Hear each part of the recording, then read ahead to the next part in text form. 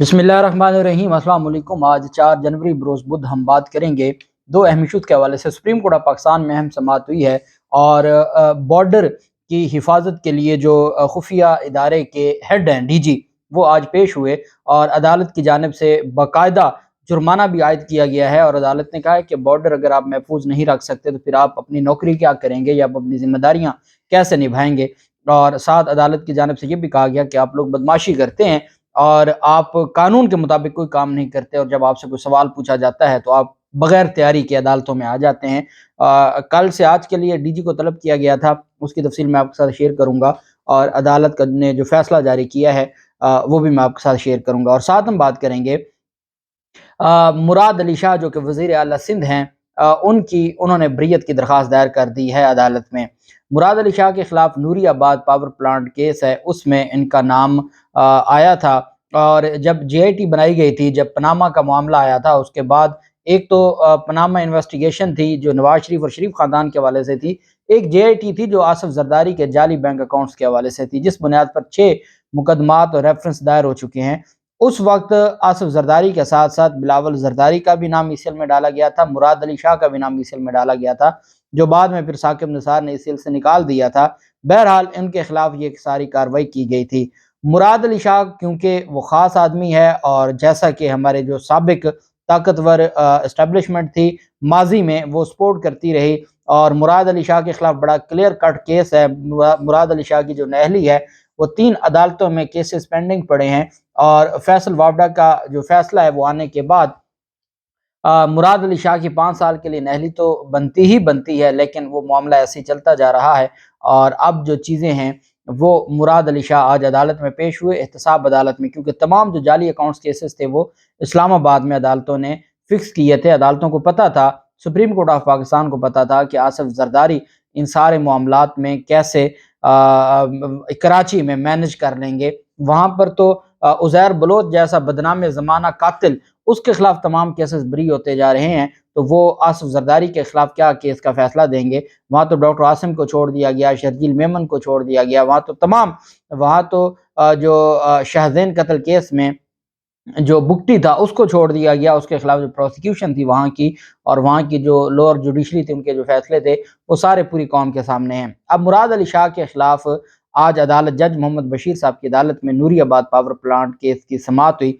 एक बात मैं आपको बताता चलूँ कि पिछले 3-4 दिनों से एक माहौल बनाया जा रहा है लिफाफा मीडिया और हामिद मीर एंड ग्रुप की जानिब से कि आसिफ जरदारी, देखें आसिफ जरदारी की क्या बात है, वो इस नैब तरमीमी जो ऑर्डिनेंस है इसके मुताबिक वो रिलीफ ले सकता था, वो अपने केसेस इस्लामाबाद से ट्रांसफ़र करवा सकता था, वो ये कर सकता था, वो कर सकता था, वो बीमार था, वो बरीयत की दरख्वास्तें दे सकता था। इस वक्त तक कोई भी बरीयत की दरख्वास्त नहीं दी आसिफ जरदारी ने। तो क्या बात है, आसिफ जरदारी मेरिट पसंद है, ना वो बाहर भागा ना उसने वो किया। मैं हामिद मीर चूँकि वो तो समझना नहीं चाहता, लेकिन अवाम में एक जो कन्फ्यूज़न फैलाने की कोशिश की है वो कन्फ्यूजन में हल कर दूं कि आसिफ जरदारी के खिलाफ जो रेफरेंसेस हैं इसमें सुप्रीम कोर्ट के हुक्म पर ये सारे के सारे ट्रांसफ़र हुए थे कराची से यहाँ पर। अच्छा, पहले भी कोई ऐसा कानून मौजूद नहीं था, नैब कानून खामोश ज़रूर था, लेकिन ये नहीं था कि आप पूरे पाकिस्तान में अगर वकूआ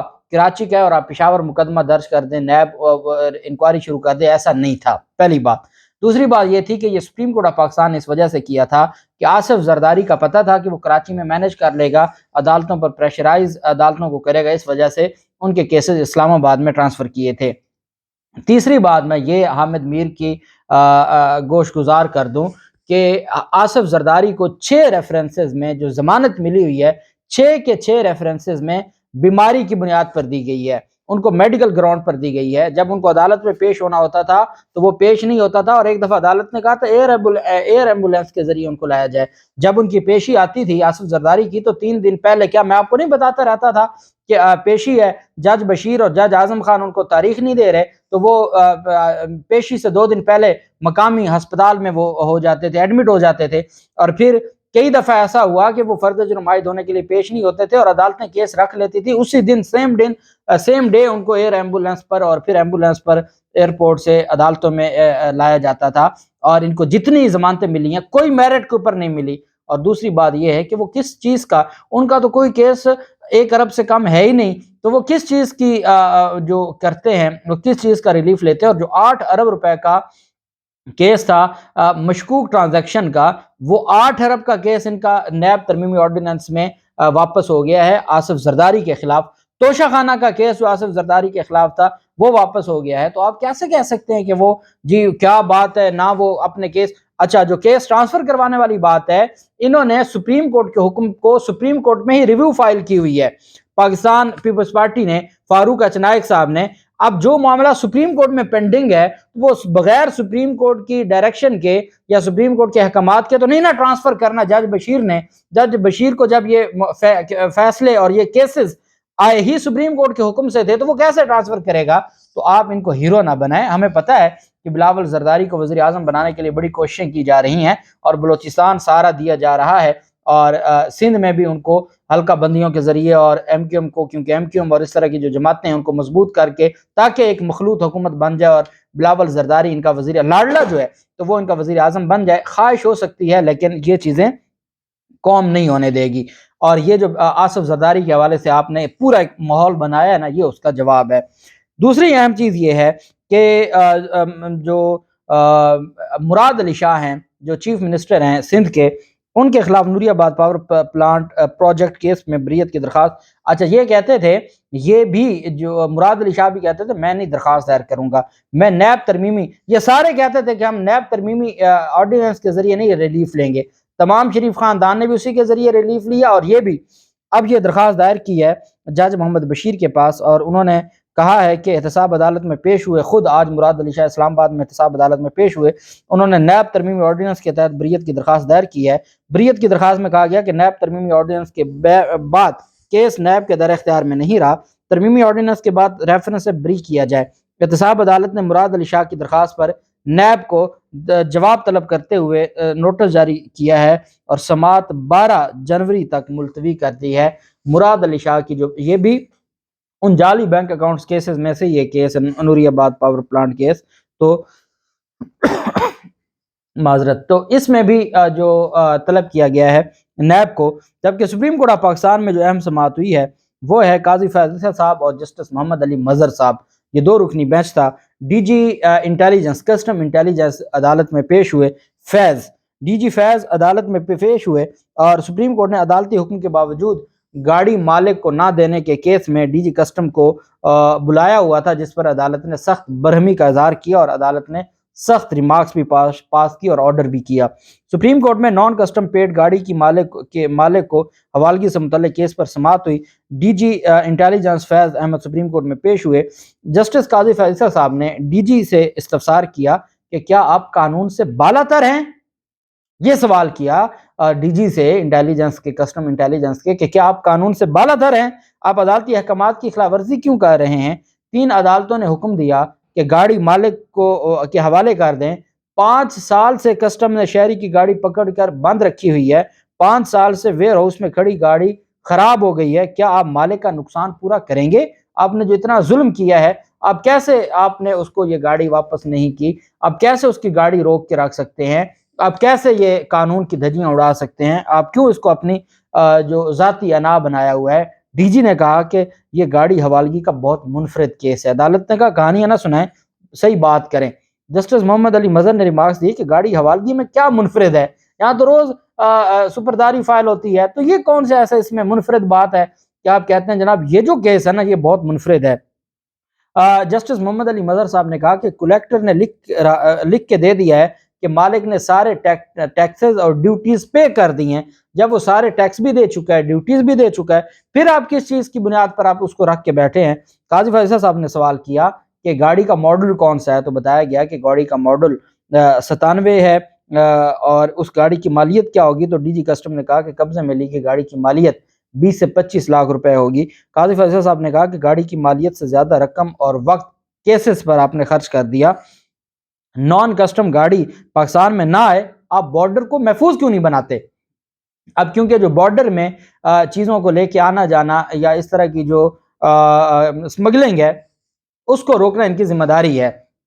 عدالت نے کہا کہ کہ آپ بارڈرز کو محفوظ کیوں نہیں بناتے؟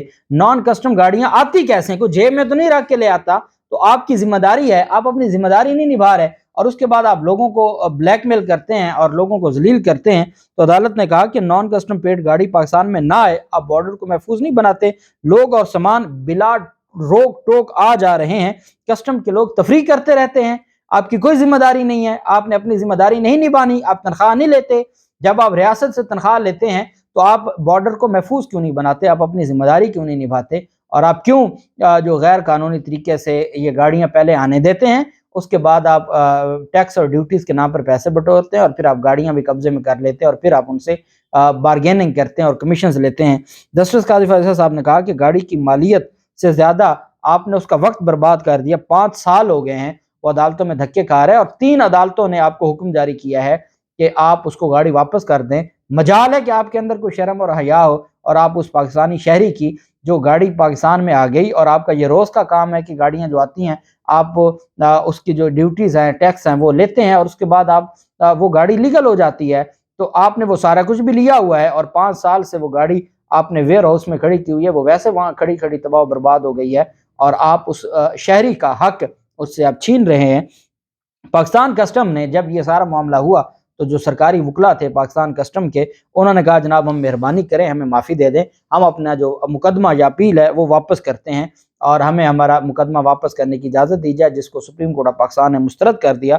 سپریم کورٹ نے گاڑی حوالگی کے خلاف کسٹم کی اپیل کو میرٹ کے اوپر خارج کر دیا۔ عدالت نے سپریم کورٹ اور ہائی کورٹ میں غیر ضروری مقدمہ دائر کر کے وقت ضائع کرنے پر پاکستان کسٹمز کو، وفاقی ادارہ ہے پاکستان کسٹمز کو، 50,000 روپے جرمانہ بھی عائد کر دیا کہ آپ نے ہائی کورٹ اور سپریم کورٹ کا وقت ضائع کیا اس طرح کا مقدمہ درج کر کے۔ میرا خیال یہ تھا کہ سپریم کورٹ آف پاکستان کو ساتھ یہ بھی حکم جاری کرنا چاہیے تھا کہ جو 5 سال اس کی گاڑی ویئر ہاؤس میں کھڑی ہے، جو اس کو نقصان آیا ہے، وہ بھی ان سے لیا جائے کسٹم والوں سے، تاکہ یہ عوام کا ساتھ ظلم نہ کریں۔ پہلے یہ پیسے لے کے گاڑیاں بارڈر سے اندر آنے دیتے ہیں، اور پھر اس کے بعد یہ اس طرح کے معاملات کرتے ہیں۔ بہرحال اپیل عدالت نے میرٹ کے اوپر مسترد کر دی۔ اللہ پاک پاکستان کا حامی و ناصر ہو۔ بہت شکریہ۔ اللہ حافظ۔ پاکستان زندہ باد۔